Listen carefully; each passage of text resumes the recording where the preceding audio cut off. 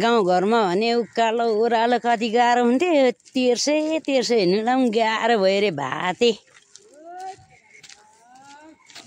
1.5 kilo भातले पुग्दैन।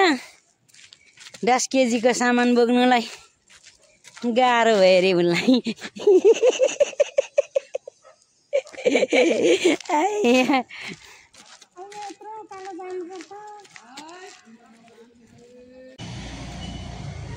माइती आइपुगे नानी।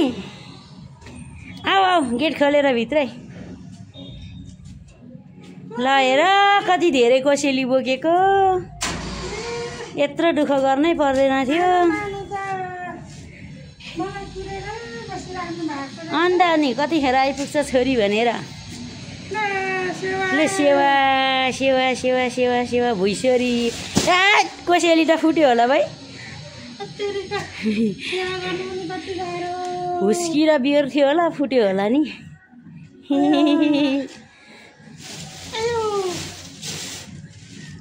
उता हो ल हिँड। त्यतै हो ल। हिँड खुरु खुरु माथि हिँड नानी। ऊ माथि 2 तला माथि 3 तला माथि जानुपर्छ। खुरु खुरु हिँड। थाकेर आयो होला। उकालै उकालो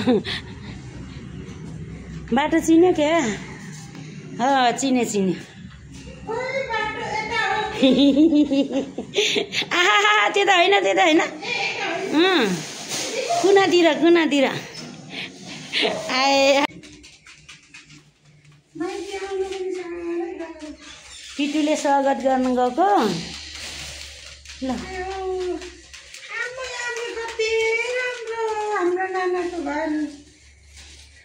राम्रो लाग्यो। अहिले जतिखेर पनि ब्ल्याङ्क पछार्ने होइन नि। ल थाक्यो होला ऊ त्यता बस्छ नानी। टी सर्ट पनि च्याट्टे छ, भारी धेर भएर होला। महँगो भएछ। गरिब मान्छे गाह्रो छ। लर्रै भएछ।